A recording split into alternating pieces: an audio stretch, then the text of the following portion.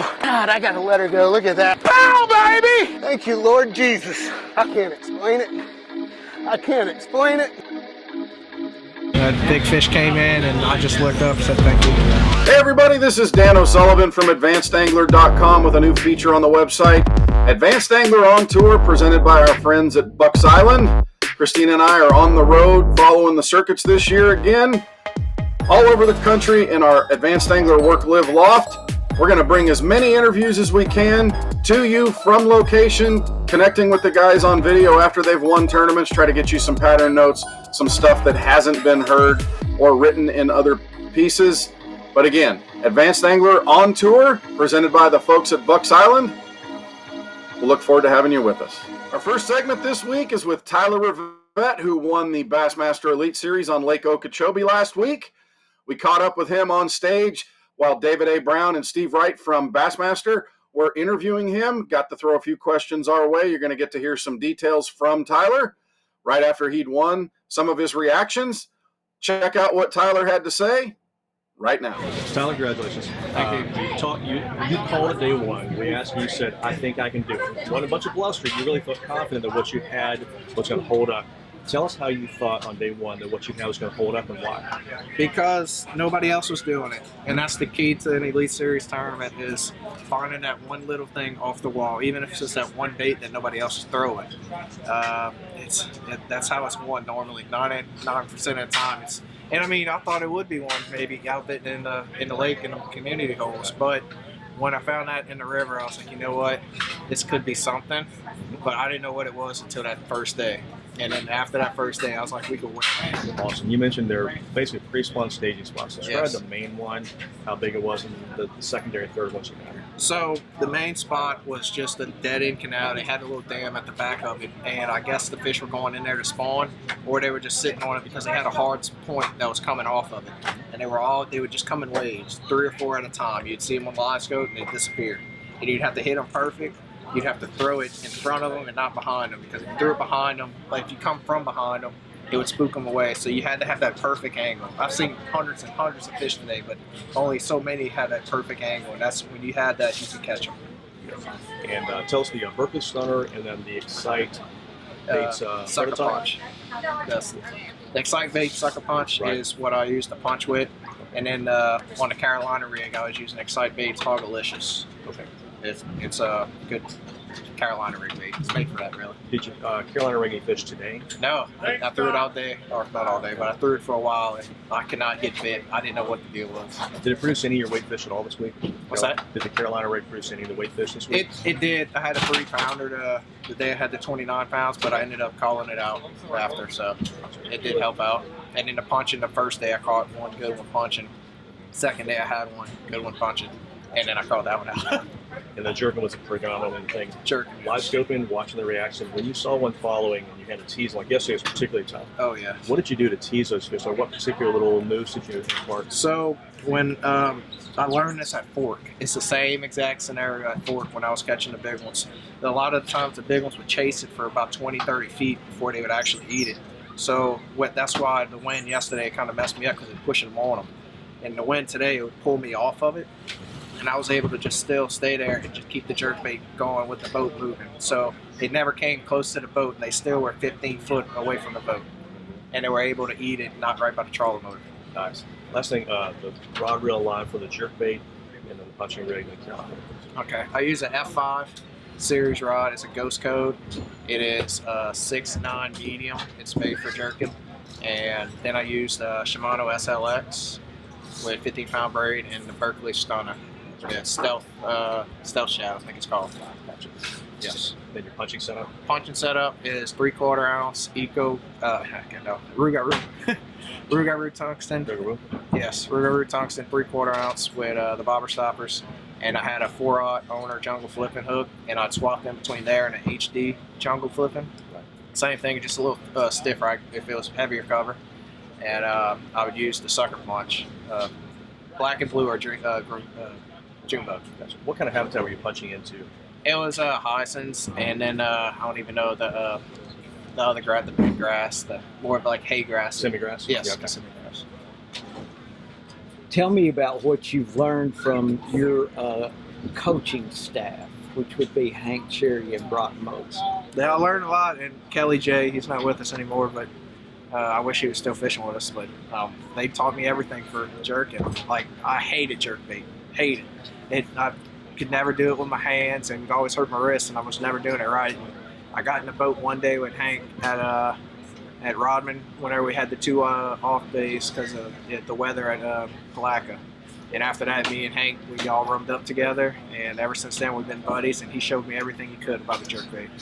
He told me you flinched the first time his jerkbait flew over the boat because you hadn't heard that before. Yeah, he was using a rearrange, I think it was called, and it's got some snap in it that it'll blow up whenever you throw it. And every time you do it, it sounded like a little 22 going off. So that was a fun day. I remember it like yesterday. And didn't you catch one fish the first day that was right by the trolling motor? Yes.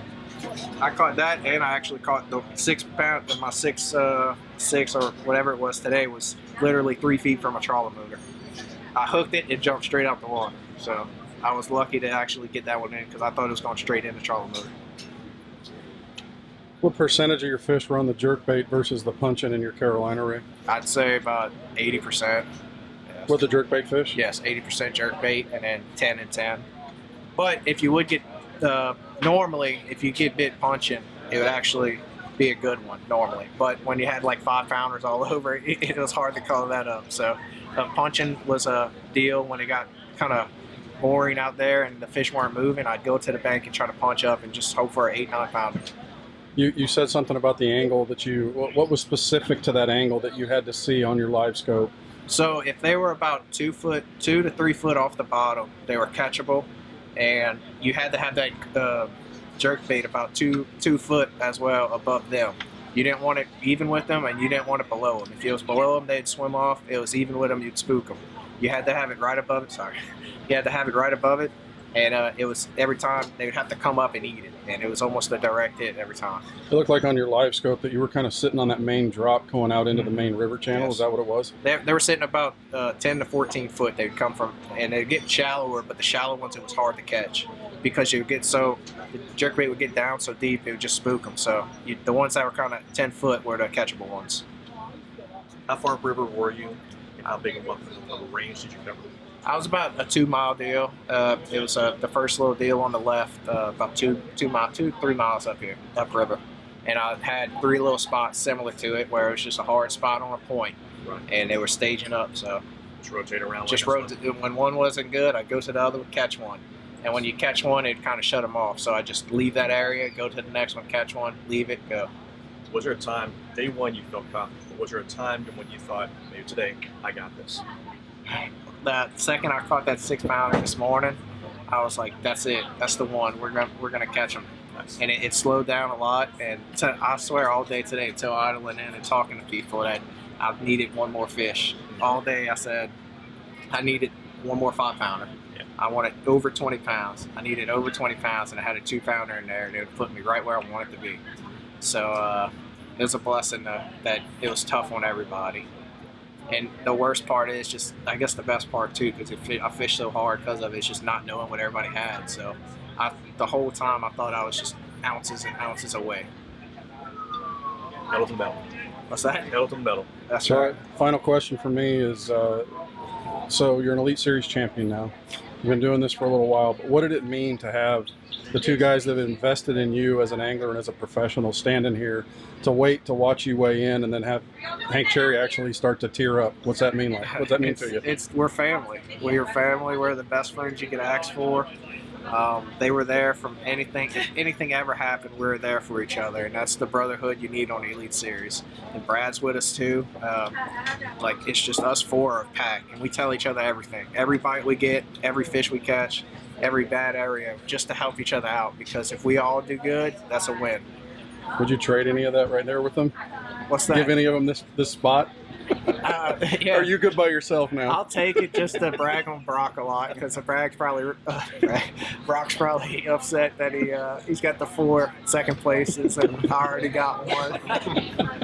And that's where I thought I'd end up with being like second place. So he would just give me hell all the time now. So now it's the reverse rule. I get to give him hell. Last thing, possibly the most important question today. Are you going to be crappie fishing for every tournament now? I think so. I think it's a good luck charm. Almost every time I actually do start catching sockeye on a tournament, for a tournament, I actually do pretty good, honestly. You realize the world now knows what sockeye means. Yes. I figured that. I keep swapping it up all day because I was like, man, people probably don't know what sockeye is. So I was like, I'd say a crappie, but it's loaded in this river. Yeah. Awesome, brother. Congratulations. Thank you. Your grandma. Think about her today. I thought about her the second I caught that big fish. That big fish came in, and I just looked up and said, thank you.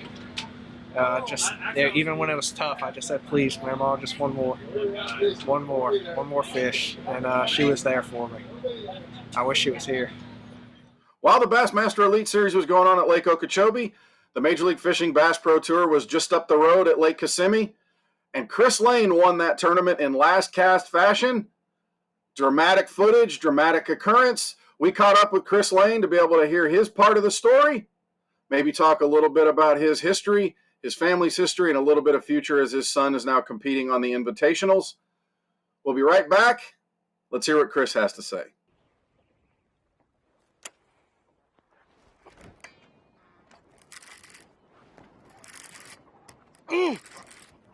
Oh my gosh. Oh my gosh. Stay on, baby. I don't know if it's big enough, but it's big. Oh, I think she's short. Oh, it's not gonna be enough. Golly day. 5 pounds, 5 ounces. God, I gotta let her go. Look at that. I ain't got time. Big, beautiful girl. Congratulations. So close. Congratulations. What? You are stage 1 champion. You're kidding me. No, sir. You're kidding me. No, sir. Woo! Pow, baby! Right at the end. Are you sure that's right? Yes, sir. Woo-wee. Thank you, Lord Jesus. Unbelievable.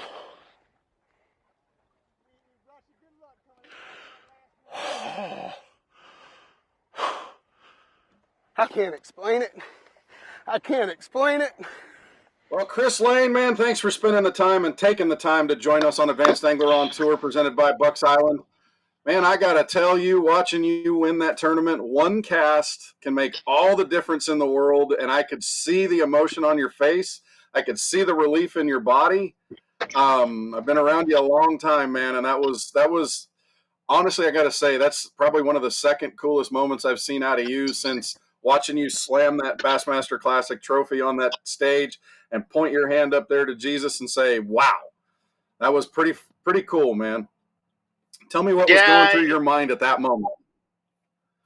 Yeah, it was unbelievable. I think the fact of not knowing that I won was probably just as exciting to me to kind of relive that again, because when you're in the moment like that and you're trying to catch every single fish that you can catch, and knowing that one swing of the rod could be the big fish that you need, you know, it was just the craziest thing I've ever experienced. I mean, it's equivalent to the Bassmaster Classic, kind of to me in the way that win went down, because I had such a tall mountain to climb and I was just fishing, and for it to be done right there, where my brothers and my grandpa and my dad and my mom, my sisters, we've all fished down on that lake.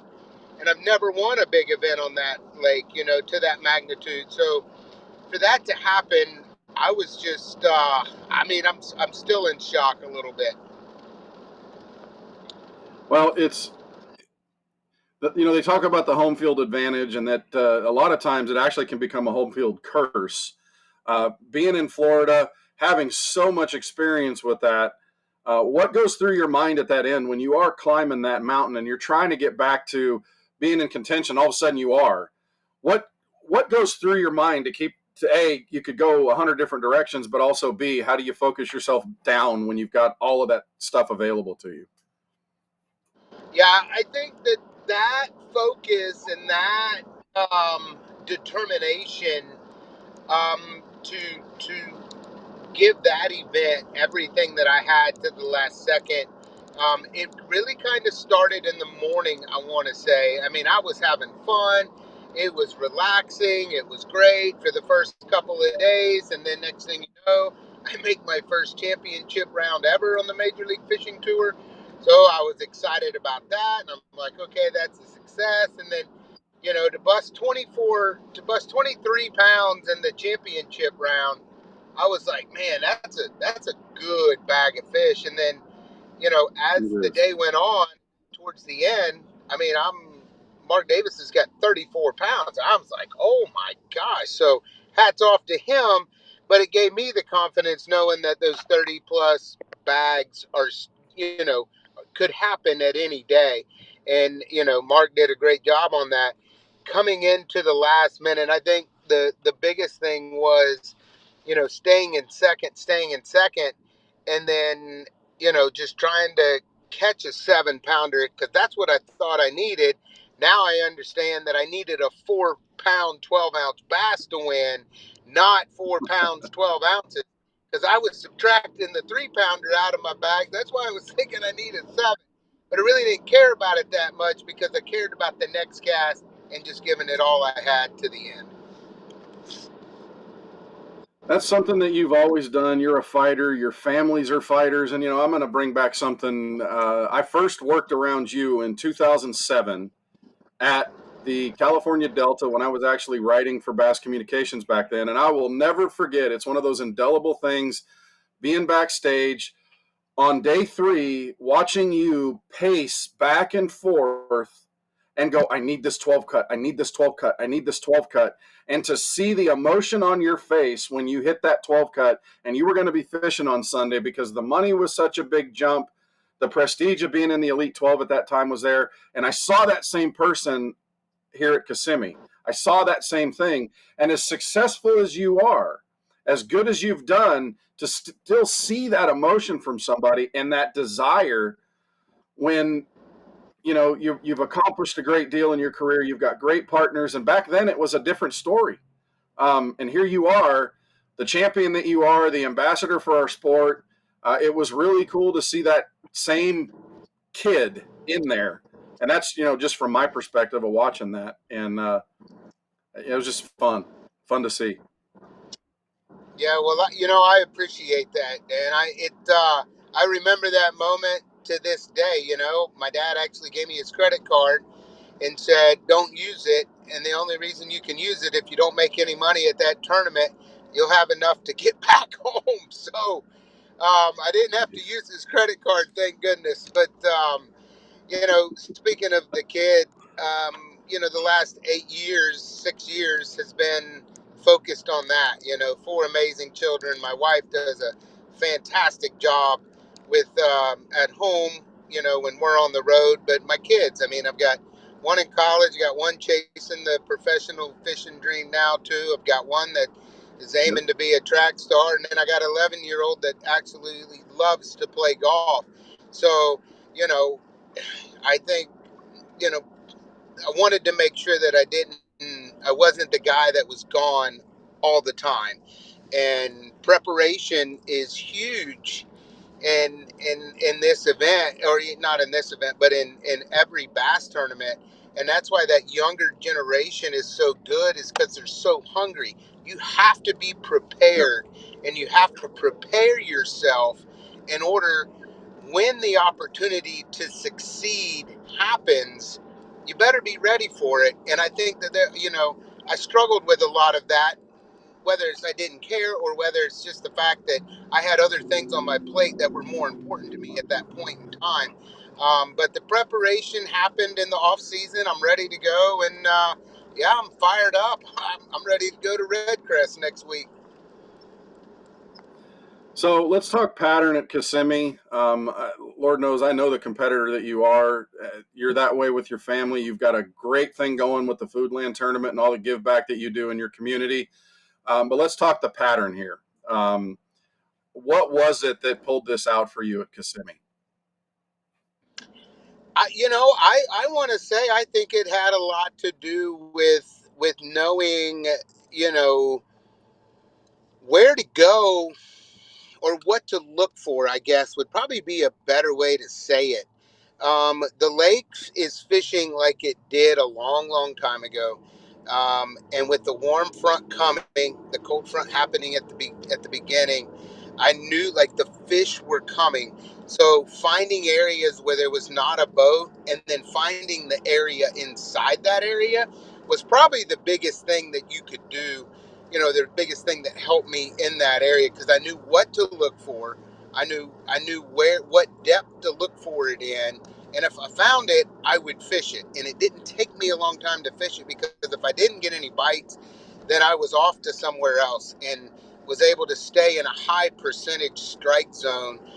Throwing the Bass Pro Shop Sticko with a 5/0 XPS weight, 20-pound fluorocarbon XPS line, of course the 7.4 medium heavy Johnny Moore's rod and reel, 8:3 to 1 gear ratio, and just making long casts, but then also getting the bait in very quickly in order to make another cast, because I was really targeting very specific targets and very isolated targets.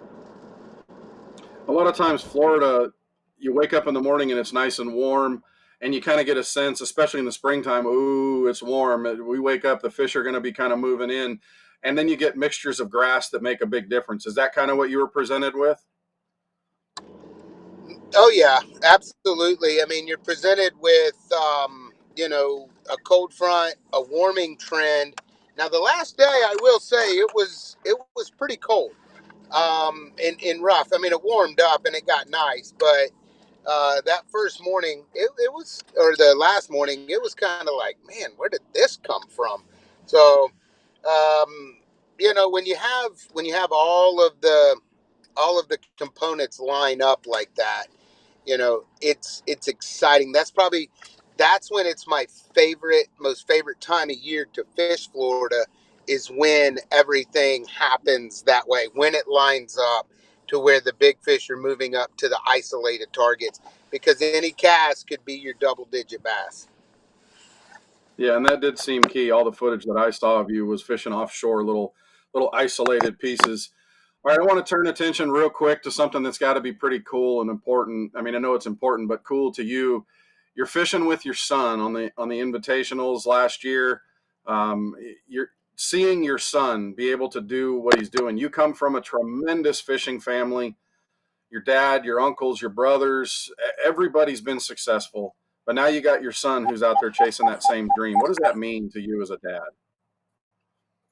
Yeah, it means the world to me. I've asked the question sometimes of, man, was I gone too much? Have I been gone too much? But through the grapevine, some people, hear you know, that you weren't gone too much. He was in the motorhome with us, and we started, Yep. and for as a dad, not understanding the fact, he's an amazing outdoorsman, and duck hunting is probably his go-to thing. Like, he is phenomenal duck hunter and deer and everything. So I was thinking, his path might be down that line somewhere.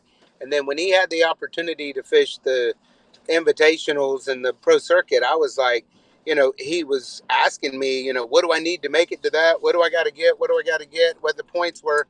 I even had other anglers that have been in this sport for a long time come up. I was talking to them about it, and I said, man, I had no idea that he wanted it that bad. I mean, it just never crossed my mind. Awesome. They look at me and they say, huh, what do you mean? Ever since I've ever seen him, he's been out there fishing on the bank when you're out there on the water or running the ponds. That's all he's ever done. So Yep. it's neat, and it's an honor to have him doing it.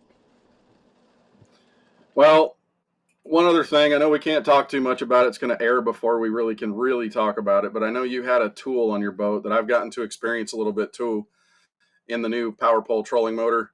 Can't really give any details, but what advantage was that to you? Deadly quiet. I think Yeah. that's the thing that is, something that when it comes to that company, they invented the power poles that go on the back of the boats, and of course, gives you total boat control. But in order to get, the speed of that thing and how quiet it was with 3 minutes left to go to shoot over to the last patch of lily pads and the grass patch there, um, I don't, I just can't explain what an advantage it was in that event. Well, I got to experience it with Robert Shamlin on my way down to these tournaments. And Kurt Hill said, I want to know what your thoughts are. And I said, well, best way that I can describe it without going into details was, doesn't surprise me because it's power pole, but I'm totally blown away. I Yeah, can't wait for people to see it. yeah, and they can come. They're going to reveal it at Red Crest. That'll be the first time that the public is able to get their hands on it and touch it, feel it, use it. I would say hear it, but you're not going to be able to hear it because it's that quiet. That's the truth. Not the truth. It's awesome. Well, Chris, man, as always, I appreciate the time. Holly, I appreciate the time. I know you guys get very little of it together, and she's allowing this too. She's a great teammate, wonderful, wonderful mother, and a great person. And she's sharing you with us. We appreciate that. But all respect, everything for you and the whole family, everybody in the Lane family. Some of my favorite families in the fishing game, one of the most respected families in the fishing game, and I appreciate you spending the time with us here. Thank you guys very much. Well, thank you for tuning in to Advanced Angler on Tour, presented by Bucks Island. Hey, we're on tour with these guys every week. Hope to be able to bring you a little bit more insight, some interviews, hear it from them, information you may not be able to get from just reading the stories or seeing some of the other videos online, because we are there with them. We appreciate you spending the time with us and hope to bring you some stuff that'll help you on the water